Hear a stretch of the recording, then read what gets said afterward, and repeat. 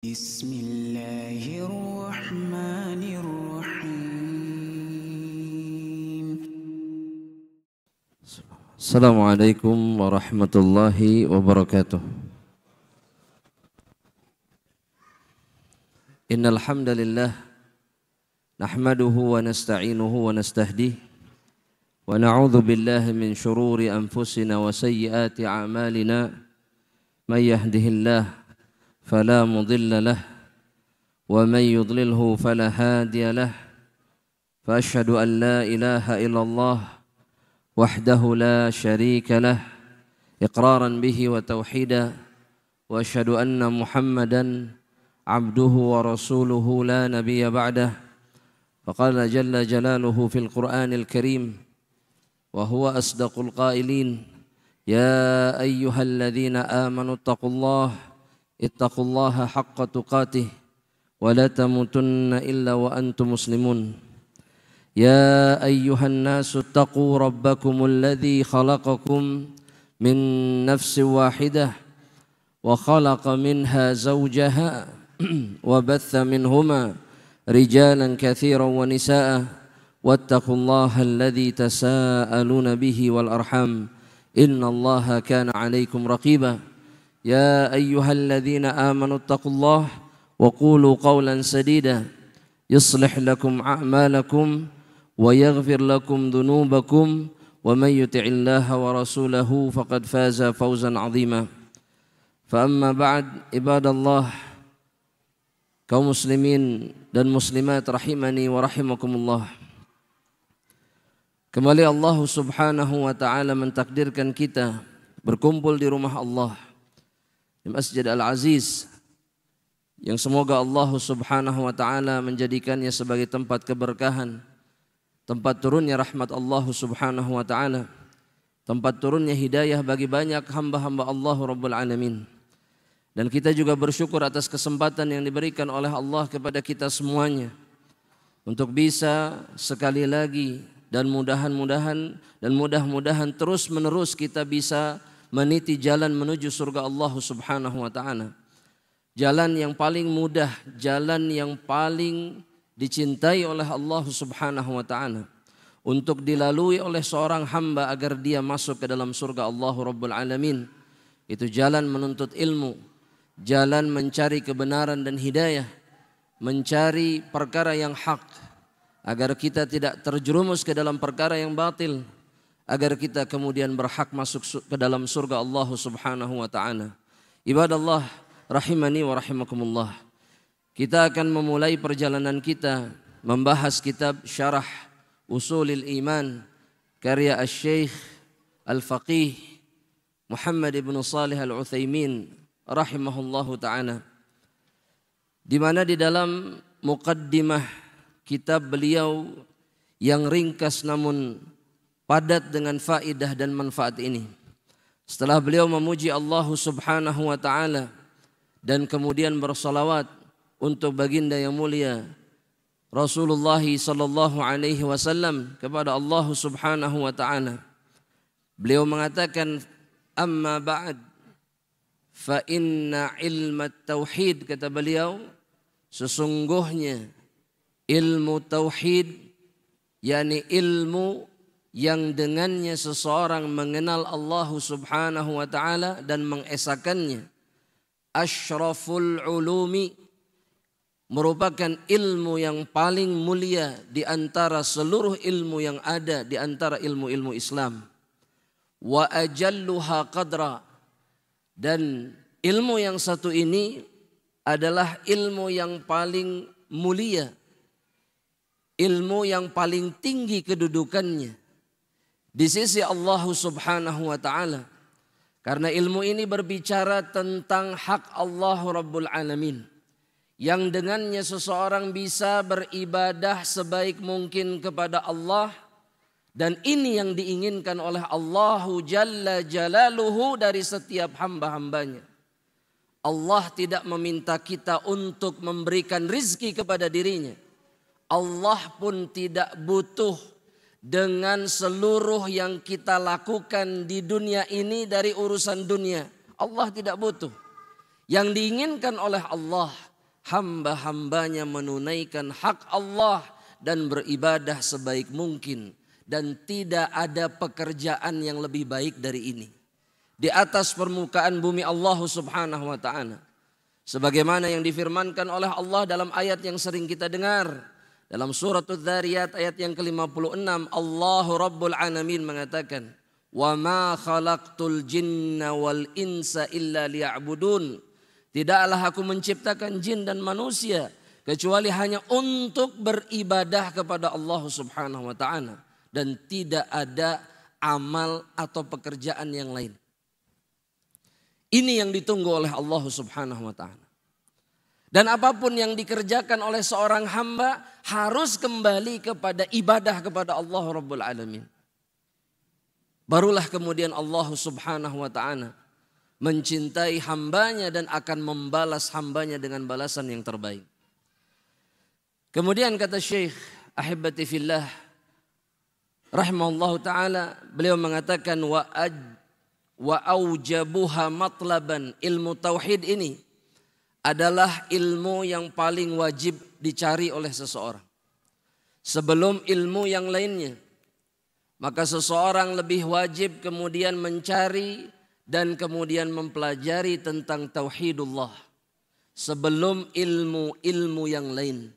Dan di antara yang menjadi alasan sebagaimana dijelaskan oleh banyak ulama, karena ilmu apapun di dalam Islam tanpa tauhid maka dia akan menjadi sebuah kesia-siaan.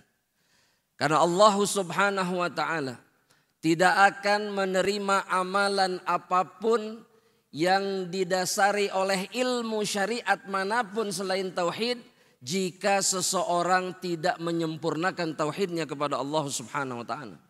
Allah tidak akan menerima apapun dari seseorang yang tahu bagaimana caranya sholat sesuai sunnah, bagaimana caranya zakat sesuai sunnah, bagaimana umrah dan haji sesuai sunnah, ketika ternyata tauhidnya rusak dan kemudian dia terjerumus ke dalam kemusyrikan.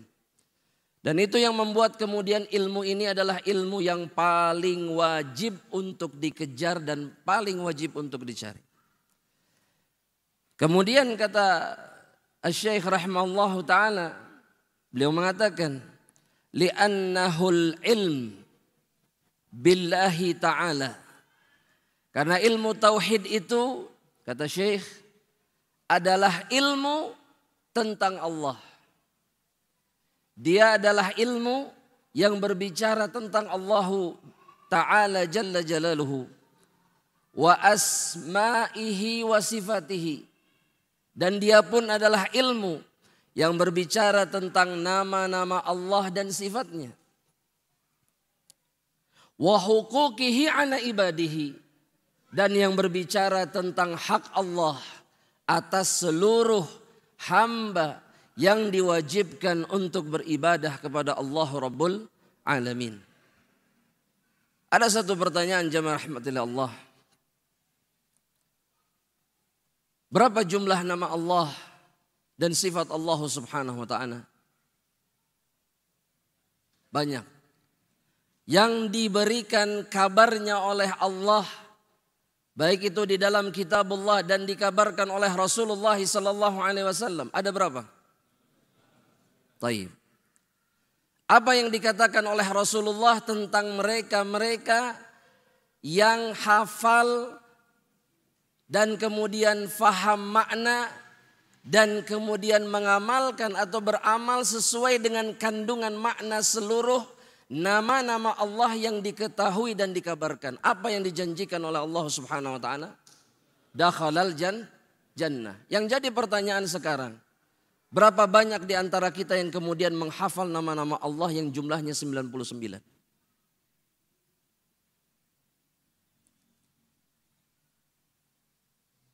Kenapa menjadi sepi begini jemaah? Sudah semestinya kita bertanya kepada diri kita sendiri. Jika kita mengaku mencintai Allah Rabbul Alamin dan mengaku mendambakan surga Allah subhanahu wa ta'ala, lantas kenapa nama-nama itu tidak ada di dalam ingatan kita? Lantas kenapa kemudian nama-nama yang kita tahu pun kita tidak tahu maknanya? Dan pertanyaan berikutnya, bagaimana bisa mungkin kemudian kita beribadah kepada Allah dengan sempurna ketika kita tidak tahu dan kemudian tidak pernah berjuang untuk berusaha tahu tentang nama-nama Allah dan sifatnya. Dan ini tugas kita yang belum terselesaikan sampai detik ini. Kita tahu perbedaan tauhid ini dan itu.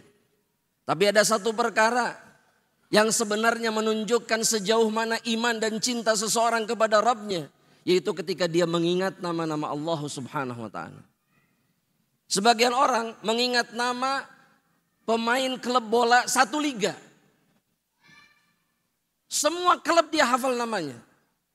Tapi nama-nama Allah yang kata Rasulullah SAW. Man ahsaha dakhalal jannah. Dalam hadis yang sahih riwayat Imam Bukhari. Barang siapa yang menghafal, mengetahui maknanya.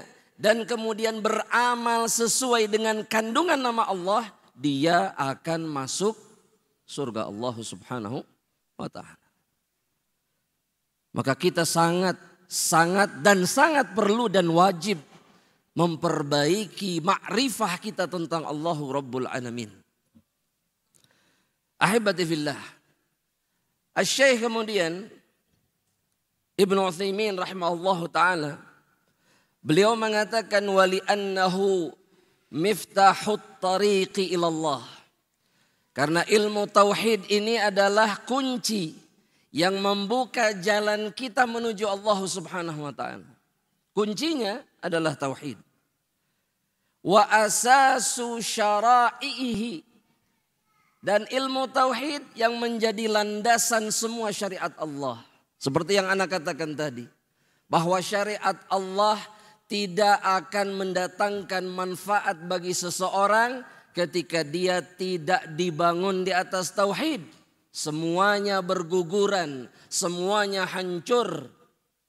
Bahkan Allah Jalla Jalaluhu mengingatkan kepada nabinya Muhammad sallallahu alaihi wasallam di dalam surat Az-Zumar, Allah Subhanahu wa taala mengatakan la in asyrakta la yahbatanna amaluka, kata Allah. Wahai Muhammad sallallahu alaihi wasallam, jika engkau menduakan Allah, maka seluruh amal yang engkau kerjakan yang luar biasa itu semuanya berguguran pahalanya, hilang. Itu sebabnya kenapa Rasul sallallahu alaihi wasallam dibiarkan oleh Allah selama 13 tahun hanya mendakwahkan satu perkara di kota Makkah. Hanya berbicara tentang tauhid. Untuk menanamkan betapa semuanya yang ada di dalam agama Allah itu tidak ada faidahnya dan tidak akan pernah menjadikan kemuliaan bagi seseorang ketika tidak dibangun di atas tauhid. Orang-orang Romawi, orang-orang Persia yang pada saat itu jauh lebih mulia daripada bangsa Arab bagi kebanyakan orang secara duniawi, berubah menjadi sangat hina ketika apa? Ketika para sahabat Nabi yang tidak bisa baca dan tulis itu beriman kepada Allah Subhanahu wa taala. Hati mereka bergetar, rasa takut itu muncul di hati mereka kepada sahabat Rasulullah, kepada Rasulullah dan para sahabatnya. Karena apa? Karena iman. Bukan kekuatan fisik, bukan kekuatan finansial, bukan apapun, tapi iman. Tauhid kepada Allah Subhanahu wa taala. Itulah yang menggoncangkan jiwa orang-orang yang tidak beriman. Kemudian Syekh dalam kitabnya beliau mengatakan walidha ajma'atir rusul 'ala da'wati ilaih. Bahwa para rasul, karena itu kata beliau, para rasul Allah Subhanahu wa taala dakwah mereka itu sepakat, semuanya sama, yaitu mendakwahkan tauhid kepada seluruh umat manusia. Kalau antum ditanya, dakwahnya Nabi Ibrahim apa? Dakwahnya Nabi Adam apa? Tauhid. Nabi Nuh, Idris, Dzulqarnain, Nabi bukan? Khilaf, ini khilaf di antara jamaah Masjid Al-Aziz. Ilyasa, dakwahnya apa? Nabi Isa, dakwahnya apa? Tauhid. Dan Allah Subhanahu wa taala mengabarkan kesepakatan dakwah para rasul hanya satu. Salah satunya dalam suratul Anbiya ayat yang ke-25. Dalam suratul Anbiya kata Syekh ayat yang ke-25 Allah Rabbul Alamin berfirman. Kata Allah Subhanahu wa taala, "Wa ma arsalna min qablika min rasulin illa nuhi ilaihi annahu la ilaha illa ana fa'budun." Kata Allah Rabbul Alamin, dan tidaklah kami mengutus sebelummu wahai Muhammad seorang rasul, sebelum Nabi Muhammad sallallahu alaihi wasallam, illa nuhi ilaihi, kami wahyukan kepada dirinya. Dan wahyu kepada setiap rasul sebelum Nabi kita Muhammad sallallahu alaihi wasallam adalah kalimat bahwa tidak ada yang berhak disembah kecuali aku, kata Allah. Maka beribadahlah hanya kepada diriku. Tidak ada inti dakwah yang lain selain ini kepada semua rasul. Sehingga jamaah yang dirahmati oleh Allah, bagaimana bisa mungkin kemudian seorang umat dari kalangan umat Nabi Muhammad sallallahu alaihi wasallam bermudah-mudahan dengan tauhidullah, dengan imannya kepada Allah Subhanahu wa taala. Banyak orang yang mengatakan bahwa tauhid lagi, terus tauhid. Sampai kapan tauhid? Sampai kapan jemaah? Sampai kita diwafatkan oleh Allah dan kita berjumpa dengan Allah Subhanahu wa taala. Tauhidlah yang membuat kita selamat di dalam perjumpaan dengan Allah Rabbul Alamin. Dan sampai kapan kita akan mengulang-ulang tauhid? Sampai kita diwafatkan oleh Allah Subhanahu wa taala. Ustadz, itu cuman hal yang sama diulang-ulang, betul. Betul. Agar kita tidak pernah lupa bahwa kewajiban kita hanya mentauhidkan Allah. Dan betapa banyak manusia yang begitu cepatnya lupa tentang tauhid. Dan di antara contohnya, sudah berapa lamakah kita mempelajari tauhid, tapi selama itu pula kita tidak pernah hafal nama-nama Allah. Itu sudah bukti yang nyata. Katanya belajar tauhid, tapi nama Allah sampai detik ini yang cuman 99 dan itu pun rahmat Allah. Kenapa? Karena nama Allah tidak terbatas. Yang dikabarkan cuma 99. Itu pun sampai detik ini kita belum hafal. Padahal balasannya masuk surga. Sudah semestinya kita bertanya lagi kepada hati kita masing-masing. Untuk apa kita belajar tauhid? Bukankah ingin masuk surga? Tapi mana buktinya? Jika nama-nama Allah saja kita belum sanggup menghafalnya sampai detik ini. Maka mudah-mudahan Allah memberikan taufik kepada kita. Memperbaiki keadaan kita dan jangan pernah bosan untuk belajar tauhid. Kita lanjutkan jamaah rahmatillah Allah subhanahu wa ta'ala. Kemudian kata Syekh.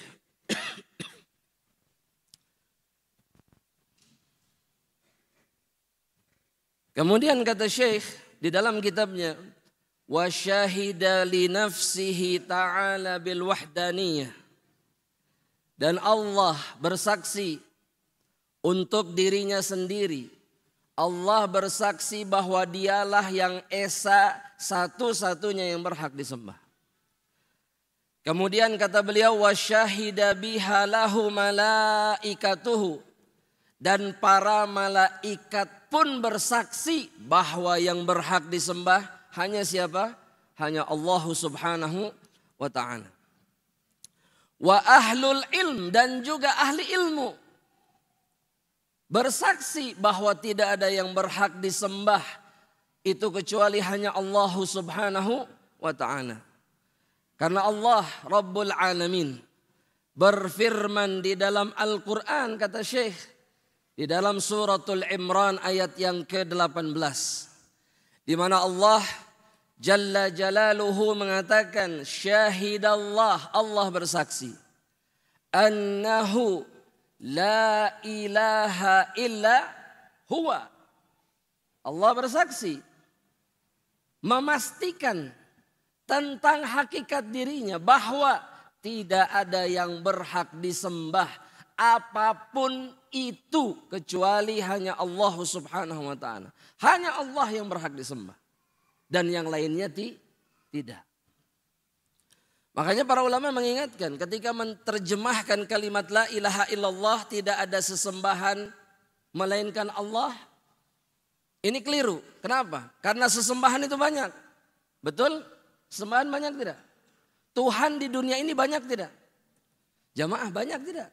Banyak. Yang dipertuhankan banyak. Makhluk Allah yang dipertuhankan banyak. Tapi yang berhak disembah siapa?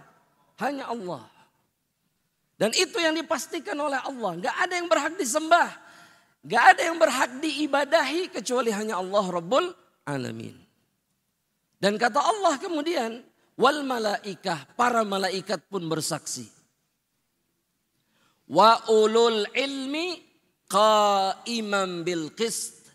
Dan juga ahli ilmu yang senantiasa menegakkan keadilan.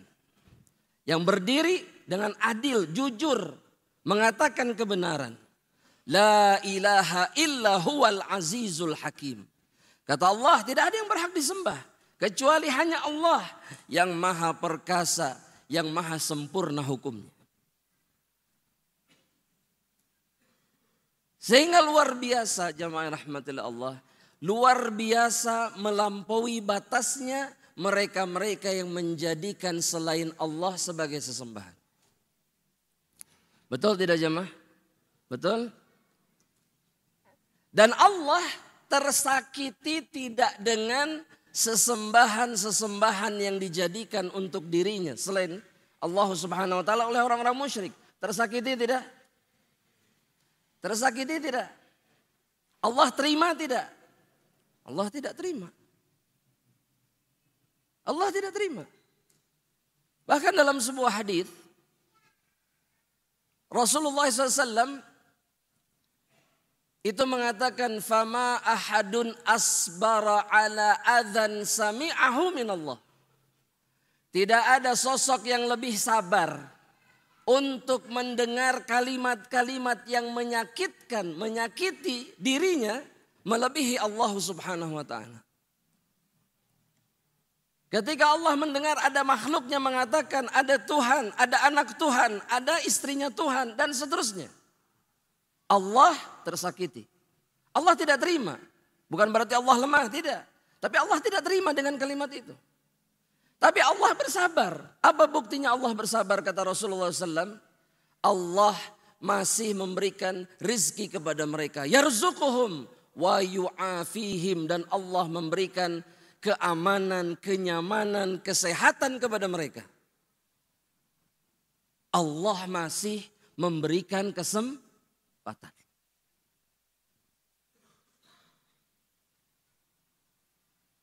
Tapi Allah tidak terima dengan ucapan mereka.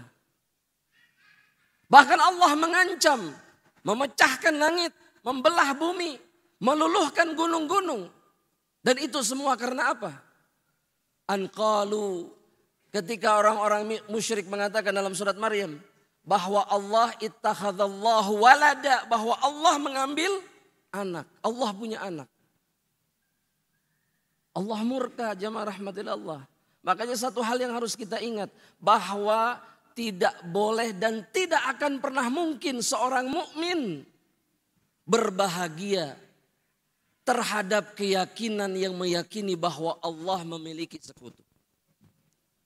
Paham maksudnya jemaah?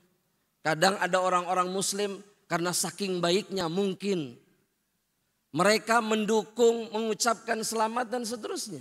Jangan lupa apa yang diyakini sebagian hamba Allah ini menyakiti Rabb kita. Dan Allah murka kepada mereka yang mengatakan kalimat ini. Kemudian Asy-Syaikh rahimahullahu taala mengatakan, "Walamma kana hadha sya'nu tauhid." Ketika seseorang tahu bahwa inilah kedudukan tauhid, bahwa dia perkara yang terpenting, dia tentang Allah, ilmu yang mempelajari tentang Allah Subhanahu wa taala.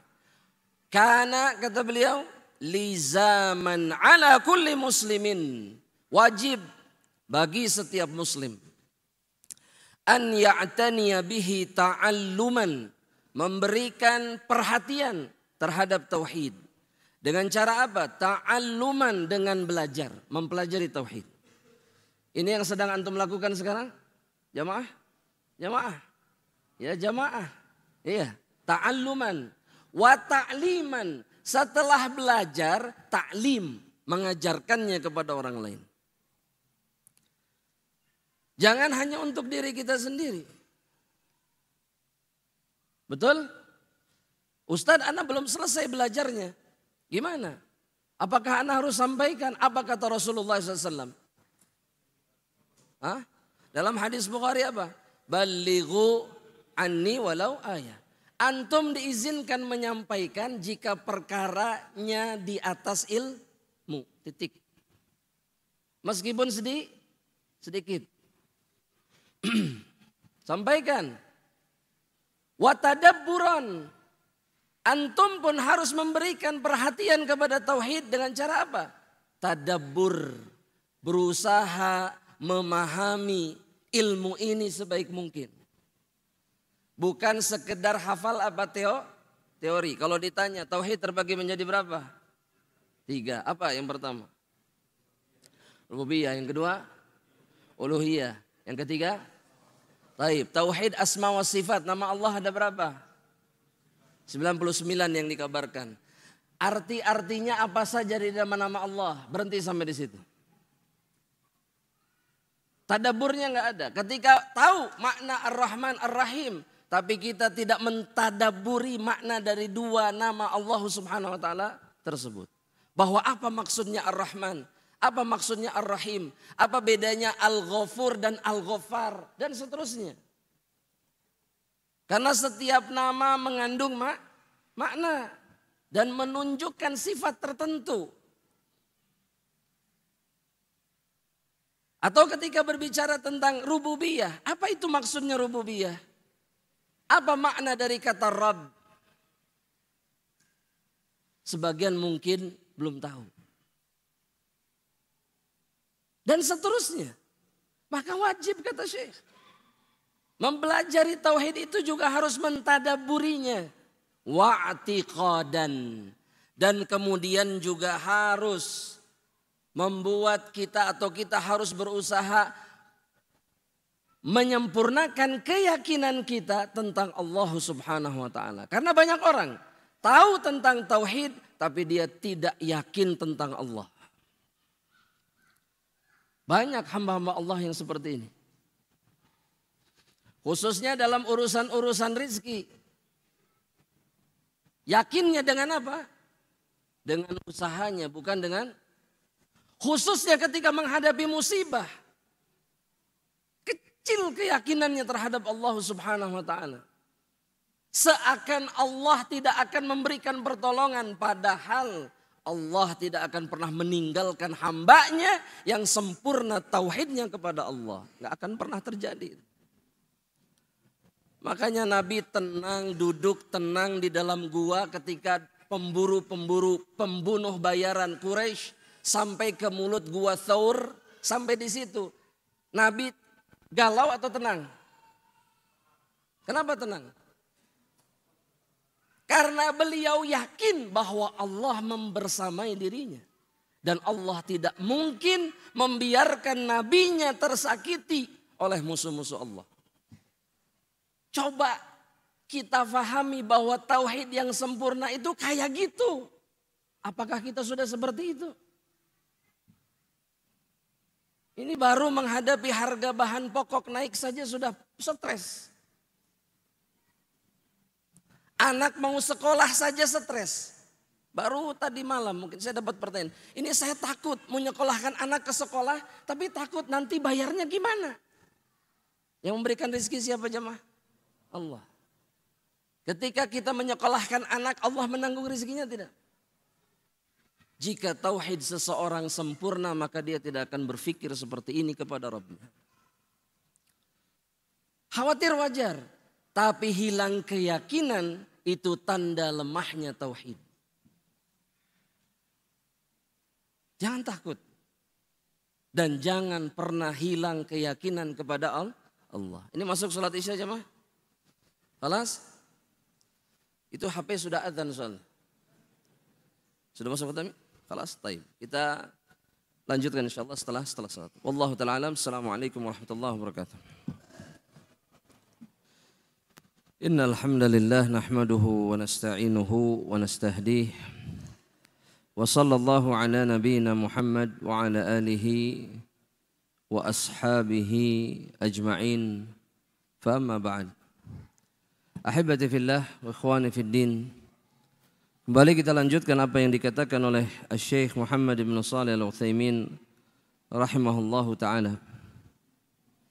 Kana lizaman ala kulli muslimin an ya'tani bihi ta'alluman wa ta'liman wa tadabburan wa i'tiqada. Bahwa wajib bagi seorang atau setiap muslim untuk memberikan perhatian, memberikan waktunya, kesempatannya, usahanya. Ini yang dimaksud dengan i'tina. Jadi betul-betul mengurusi sesuatu, itu yang disebut dengan i'tina.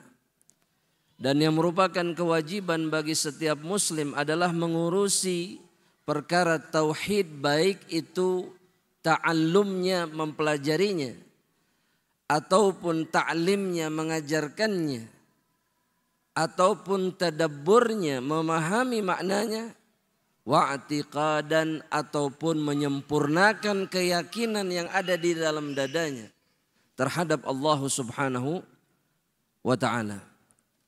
Liyabniya dinahu ala asasin salim. Dan Syekh mengatakan agar setiap muslim membangun agamanya di atas pondasi yang selamat. Karena agama yang selamat, Islam yang selamat adalah Islam yang dibangun di atas tauhid. Itu pondasi yang pertama. Dan itu pondasi yang sangat menentukan keselamatan seseorang di dunia dan di akhirat.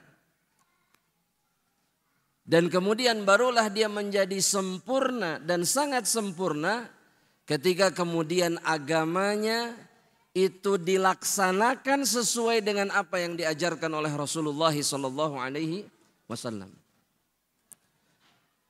Namun ketika agama itu dijalankan sesuai dengan sunnah, dengan tuntunan Nabi, namun tidak ada tauhid, maka semua itu tidak akan bermanfaat bagi seorang muslim. Sia-sia. Sehingga yang tidak boleh hilang, yang tidak boleh hancur di dalam agama seseorang adalah tauhid. Yang tidak boleh dilakukan dari dosa-dosa yang ada cuma satu yang paling tidak boleh dilakukan. Apa? Kemusyrikan. Bukan berarti dosa yang lain boleh, tidak. Tapi syirik sampai akhir hayat jangan pernah melakukannya. Kalau pernah melakukannya, maka secepatnya kembali kepada Allah dan bertaubat. Karena ketika kita diwafatkan di atas kemusyrikan, maka selesailah harapan kita untuk bisa masuk surga Allah Subhanahu wa ta'ala. Kemudian kata beliau, watmi'nan, agar seorang muslim ketika dia mempelajari tauhid dan seterusnya, dia membangun agamanya di atas ketenangan. Bukan di atas kekhawatiran dan kebingungan.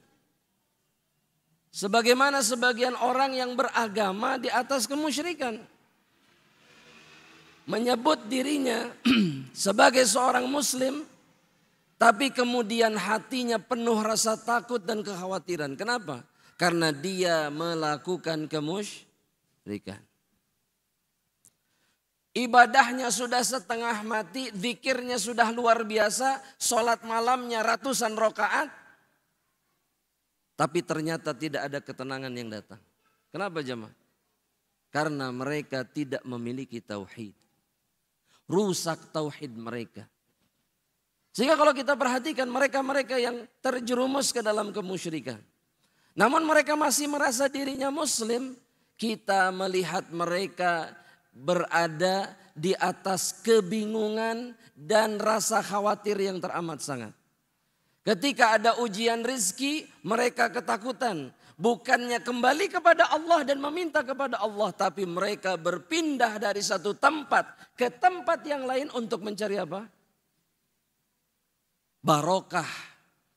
Untuk mencari apa? Pertolongan sesembahan-sesembahan mereka. Makanya Allah bilang dalam Al-Quran, Allah subhanahu wa ta'ala sudah mengabarkan. Apa kata Allah? Ulaika kal an'am. Diserupakan oleh Allah dengan salah satu golongan makhluknya. Kata Allah, Allah yang mengatakan, seperti binatang ternak balhum adhal, tapi mereka jauh lebih sesat.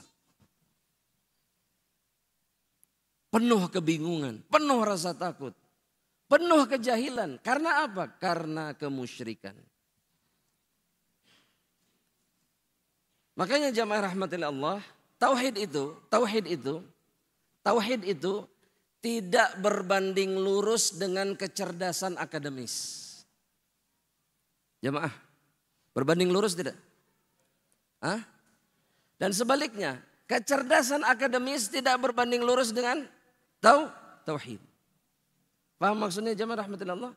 Semakin cerdas orang, kata manusia yang lain, belum tentu di dalam hatinya, di dalam jiwanya ada tauhid. Tapi ketika seseorang setidak cerdasnya dia di tengah-tengah manusia, namun dia bertauhid kepada Allah, maka dia manusia yang paling cerdas di hadapan Allah Subhanahu wa taala. Ya, itu yang dikabarkan oleh Rasulullah sallallahu alaihi wasallam. Dan kemudian kata Syekh, wa taslimin yus'idu bi thamaratihi wa nataijihi. Dan agar seorang muslim membangun agamanya di atas kepasrahan terhadap ketetapan Allah. Kalau kita mendengar penjelasan definisi Islam menurut banyak sekali ulama salafus saleh, ya, bahwa mereka menggambarkan makna Islam. Menggambarkan makna apa? Islam. Dengan apa? Makna yang pertama yang mereka katakan, al-istislamu lillahi bit tauhid. Pasrah, menyerah kepada Allah dengan cara apa? Dengan cara mentauhidkan Allah. Kalau tidak pasrah, kalau masih ada kesombongan, kalau masih ada penentangan dari jiwa dan hati seseorang, maka dia bukanlah seorang muslim yang sempurna keislamannya. Makanya orang Islam itu betul-betul syiar mereka, kaidah dalam hidup mereka cuma satu. Apa? Sami'na, selesai. Itu Islam, itu muslim yang sejati. Tidak ada kata tapi. Enggak ada. Yang ada apa? Kata Allah dan kata Rasulnya kami dengar dan kami taati semuanya tanpa terkecuali. Titik, itu Islam. Tapi belum selesai pengertiannya Islam itu. Yang pertama dan itu yang paling utama apa? Menyerah, pasrah, menerima apapun yang diinginkan oleh Allah. Dan itu caranya dengan apa? Kita bisa sampai seperti itu dengan cara apa? Dengan cara tauhid. Sebagaimana seorang hamba sahaya, dia tunduk patuh kepada majikannya, kepada Rabbnya. Dia nggak punya pilihan. Kita punya pilihan tidak jamaah? Jamaah, kita punya pilihan di dalam agama Allah. Anda ulangi sekali lagi pertanyaannya. Kita punya pilihan di dalam agama Allah? Tidak punya pilihan. Dan Allah yang mengatakan itu di dalam Al-Quran. Dalam surat apa?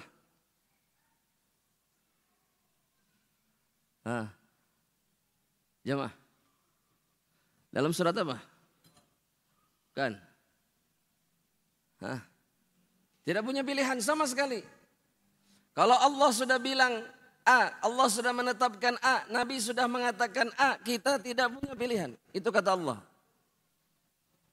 Jemaah. Dalam surat Al-Ahzab ayat yang ke-36. Allah subhanahu wa ta'ala mengatakan, maka li mu'minin wala mu'minatin idza qadallahu wa rasuluhu amran an yakuna lahumul khiyaratu min amrihim. Tidaklah seorang mukmin laki-laki dan perempuan kalau Allah dan Rasulnya sudah menetapkan satu perkara. Mereka tidak punya pilihan kata Allah. Mereka tidak punya pilihan. Kecuali apa? Mengikuti apa yang ditetapkan Allah dan Rasulnya. Itu muslim yang sejati. Itu muslim yang kata kebanyakan orang kafah.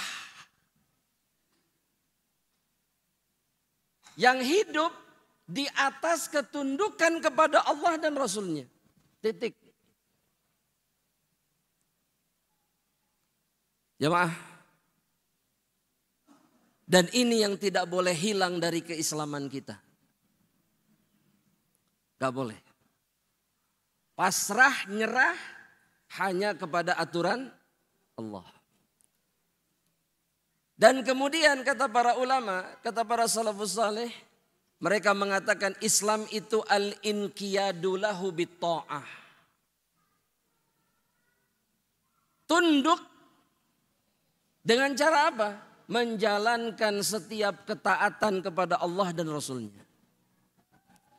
Orang yang tunduk itu jamaah adalah orang yang tidak akan menyelisihi. Catat itu di catatannya. Inqiyad itu lawan dari mukhalafah. Orang yang tunduk tidak akan menyelisihi. Orang yang mengaku cinta baginda yang mulia Rasulullah SAW, maka dia tidak akan pernah menyelisihi apapun yang dilakukan Rasul. Itu muslim yang sebenarnya. Sudah pasrah bertauhid kepada Allah, tunduk, taat, melakukan kewajibannya sebagai seorang hamba Allah. Dan kemudian yang terakhir, Islam itu adalah al-bara'atu minasyirki wa ahlihi. Berlepas diri dari kemusyrikan dan para penganutnya. Harus berlepas diri. Karena Allah berlepas diri dari kemusyrikan hambanya. Nabi Muhammad SAW berlepas diri dari kemusyrikan yang dilakukan musyrikin. Begitu juga dengan setiap orang beriman. Jadi nggak ada ceritanya begini jamaah rahmatullah Allah. Ya semua keyakinan itu ujung-ujungnya sama. Kemana? Jamaah, ada yang mengatakan begitu. Semua keyakinan i'tiqad itu ujung-ujungnya sama. Kemana? Ke surga. Cuman jalannya. La haula wala quwwata illa billah. Padahal Allah mengatakan apa? Jalan menuju surga hanya satu. Siratal yang ditinggalkan oleh Rasulullah SAW. Sehingga seorang muslim tidak boleh dan tidak akan pernah dia mengakui agama selain Islam. Dan ini kesempurnaan Islam yang dia miliki. Dan akidah yang lain pun jamaah sama. Mereka tidak akan pernah mengakui akidah selain akidah mereka. Kalau iya, mereka tidak disebut penganut agama yang baik. Betul tidak jamaah? Lantas kenapa kita harus mengakui akidah lain? Kenapa dipaksa? Agar Islam kita rusak. Ketika Islam kita rusak, maka menghancurkan kaum muslimin itu perkara yang mudah. Ya. Dan bukan hanya berlepas diri dari keyakinannya, tapi juga dari penganutnya. Ana mau tanya jamaah rahmatillah Allah. Adakah kezaliman yang dilakukan Rasulullah SAW kepada orang-orang musyrik? Ada enggak? Jamaah? Nabi pernah menzalimi orang musyrik? Tidak pernah? Apa buktinya? Contoh bahwa Nabi tidak pernah menzalimi orang-orang musyrik. Nabi hanya menghadapi mereka dengan tegas di medan perang. Di luar itu Nabi tidak pernah melakukan apapun yang menyakiti mereka selama mereka tidak mengganggu agama Allah.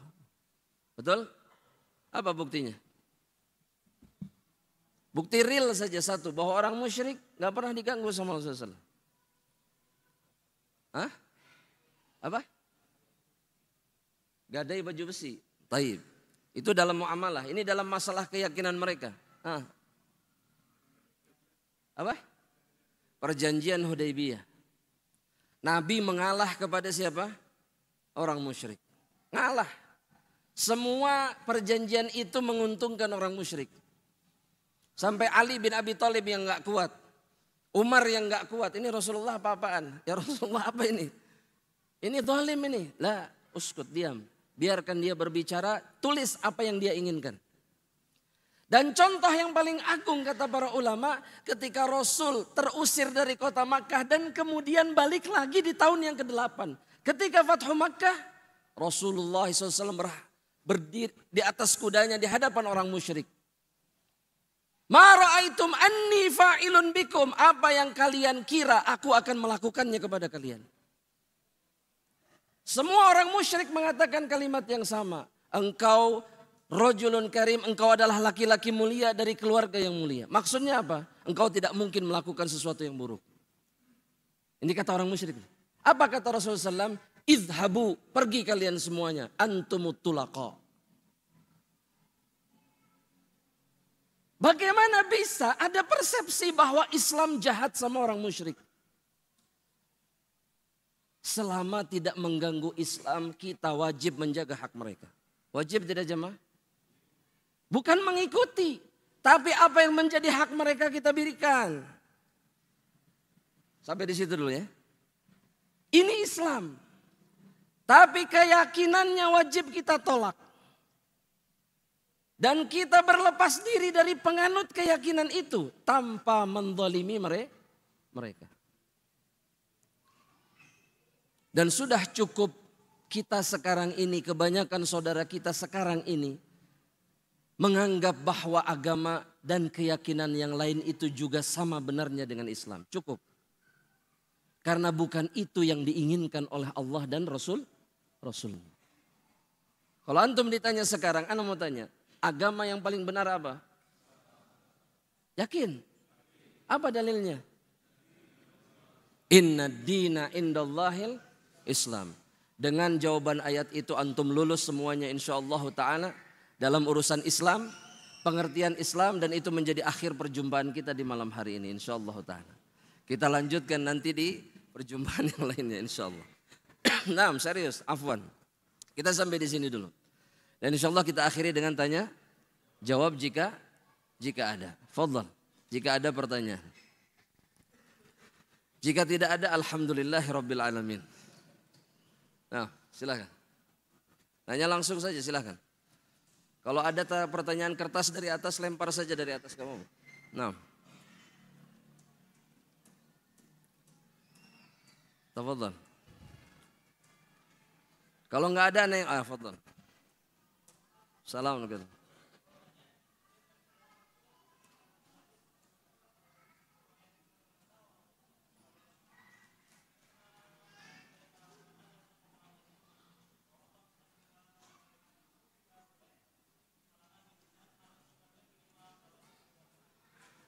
Nah.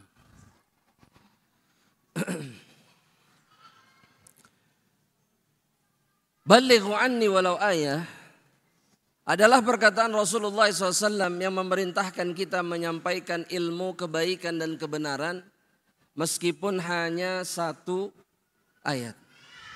Yakni satu ayat yang dia ketahui maknanya, dia fahami betul, dia ilmui. Sudah diizinkan oleh Rasulullah SAW. Dan tidak lebih dari itu. Tapi yang dimaksud oleh sebagian ulama bahwa seseorang yang menyampaikan ilmu, dia harus mentarsikh ilmunya dulu, belajar dulu, fahami dulu semuanya, baru dia menyampaikan. Itu secara umum.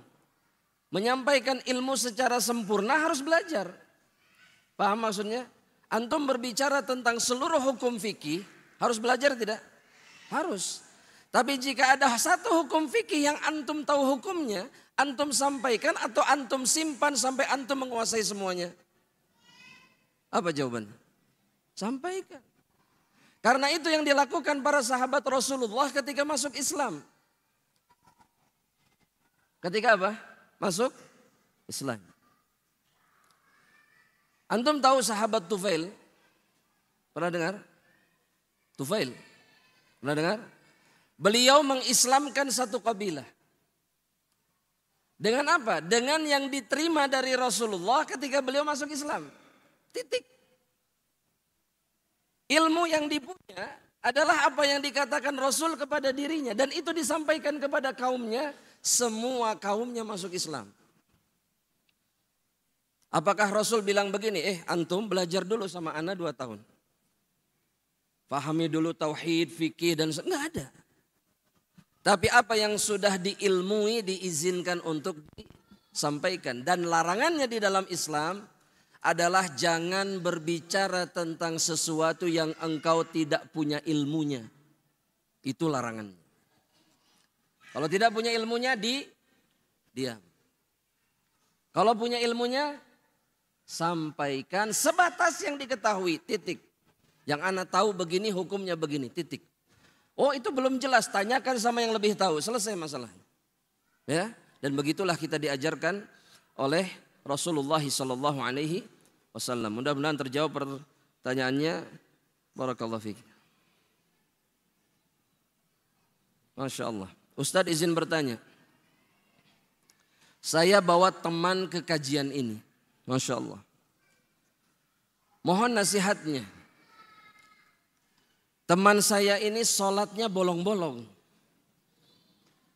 Masih merokok. Berkholwat. Masya Allah. Berkholwat itu apa jemaah? Berduaan dengan lawan jenis. Mohon doa agar teman saya diberi hidayah. Masya Allah. Ini ujungnya baik sekali. Tapi saya yakin setelah ini temannya akan mengadakan pembicaraan khusus dengan temannya. Nah, dan semoga Allah memberikan hidayah kepada seluruh muslim. Kepada jalan yang hak, agama yang benar, pemahaman yang benar. Agar semuanya kemudian dikaruniai surga oleh Allah Subhanahu wa ta'ala. Dan beruntunglah temannya ini, ya, teman yang diajak ini beruntung. Kenapa? Dia punya teman yang mencintai dirinya karena Allah Subhanahu wa ta'ala. Ini kalau bukan karena Allah, dia ngapain nulis ini? Buat apa? Gak ada faedahnya. Betul? Tapi karena dia ingin temannya selamat, maka dia meminta doa. Maka bagi orang yang dimaksud, jangan tersinggung. Jangan tersinggung. Ya, justru bersyukurlah kepada Allah, antum masih diberikan kesempatan oleh Allah Subhanahu wa taala untuk menjadi lebih baik. Wallahu taala alam bishawab. Ini pertanyaan berikutnya. Afwan izin bertanya Ustaz. Saya sudah mengenal sunnah. Tapi sampai saat ini belum bisa meninggalkan rokok. Ada keraguan di dalam hati bahwa rokok itu tidak haram. Karena tidak ada dalil jelas tentang haramnya rokok. Apa yang harus saya lakukan? Berhentilah merokok. Tidak ada dalil itu bukan berarti tidak ada hukumnya di dalam Islam. Paham maksudnya? Yang dimaksud oleh penanya nggak ada dalil khusus rokok haram. Di zaman Nabi memang tidak ada rokok. Sebagaimana di zaman Nabi itu tidak ada keharaman minum baygon, minum porstek, minum soklin, nggak ada. Iya, betul nggak? atau minum air keras, itu nggak ada larangannya di zaman Rasulullah SAW. Apakah boleh? Kenapa tidak boleh? Karena ada dalil dari Rasulullah SAW. Yang pertama, la darara wa la dirar. Tidak boleh menyakiti diri sendiri dan orang lain. Satu. Dari Al-Quran pun ada, wala tulqu bi aidikum ila tahlukah dalam surat Al-Baqarah. Jangan jerumuskan diri kalian ke dalam kehancuran. Dan ayat yang umum ini mencangkup seluruh perkara yang membinasakan termasuk rokok. Jadi nasihatnya satu, tinggalkan rokok. Tinggalkan rokok. Ya. Tulisannya sudah jelas di bungkus rokok apa? Sudah begitu gambarnya apa? Gambarnya apa? Bolong. Saya terkena kanker tenggorokan. Betul? Betul. Dan gak perlu malu sama makhluk. Yang seperti saudara ini biasanya merokoknya gak di depan teman-teman pengajiannya. Berarti dia malu sama makhluk tapi tidak malu sama Allah. Ajib. Ini luar biasa. Berarti ngajinya harus lebih kencang lagi. Ini belum mengenal belum. Kalau masih malu sama makhluk tapi tidak malu sama Allah. Ya. Dan semoga Allah, ya Allah, ana berdoa kepada setiap orang yang masih merokok. Hentikan kebiasaan rokok mereka ya Allah. Dan berikan taufik dan hidayah kepada mereka untuk sadar bahwa rokok itu membunuh diri mereka. Cukup jamaah. Sudah ribuan orang yang tumbang karena rokok. Stroke, kanker, serangan jantung, kanker rahim, anaknya cacat karena rokok. Apa yang mau diperjuangkan tentang rokok ini? Enggak ada. Bahkan pemilik pabrik rokoknya pun tidak merokok. Ajib ya Rabbal Alamin, ya Allah. Ya. Jadi yang pintar siapa? Yang punya pabrik rokok. Ya. Dia membunuh jutaan orang tanpa dituduh sebagai seorang pembunuh. Subhanallah. Subhanallah ya Rabb. Semoga Allah jaga kita semuanya. Yang berikutnya. Masya Allah.